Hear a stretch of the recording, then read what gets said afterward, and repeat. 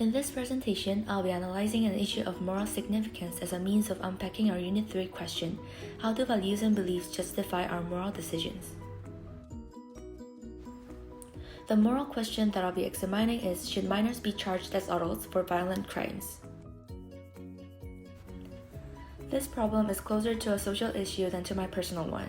It is still a controversial issue that opinions on this matter are divided between people and groups according to their beliefs and values. When I think about this issue in a standpoint of personal knowledge, through the numerous situations I have experienced in my life and in the society that have become more accessible through the media, my opinion is a little bit complicated and I can't say for sure, but I believe minors have a slightly different form of responsibility from the adults.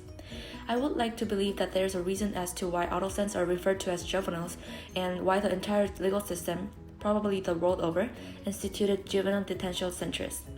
These are minors who, according to most legal systems, are below the legal alcohol consumption age, can't drive or get married until they are of a certain age. Sometimes teenagers commit crimes out of ignorance or peer pressure, and in my point of view, treating them as adults could damage their future because they will have criminal records. Juvenile records are usually not treated with the same weight as those of adults. However, having them as adult criminal records, regardless of the fact that the crime was committed when they were juveniles, will follow them throughout their lives. For me, it feels like it is telling them there is no hope for the future and that their life will never amount to anything but that of a criminal and a convict.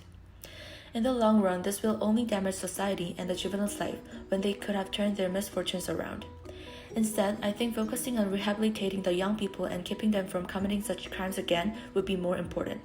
This can be done by coming together as a community and helping them build trust with the community, police, and legal system. As I feel the thoughts and feelings I had on my own while reading the news articles, I wondered again why I had this position and why I had to think about these issues.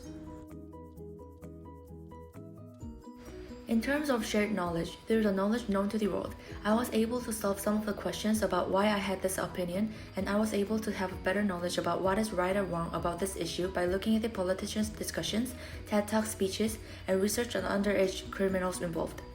And in fact, in the US, a 16-year-old can go to a juvenile detention center, and juveniles generally cannot be jailed in the same facilities as adults.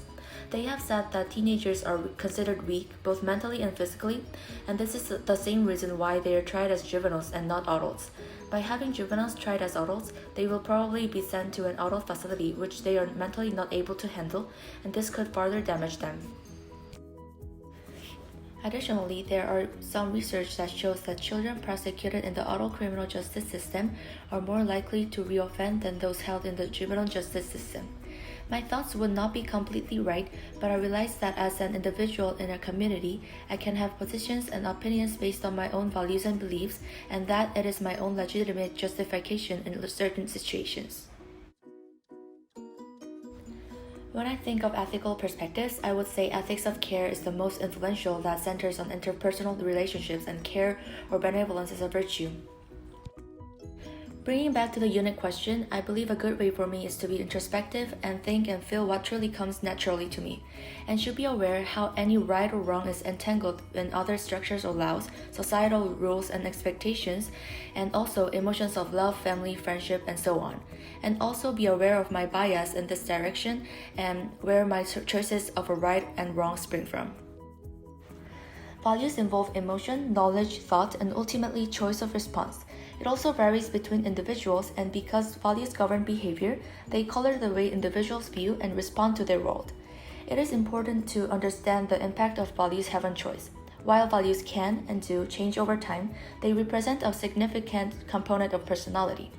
I believe it is through individual values that culture is defined and provides broader social guidelines for desirable standards.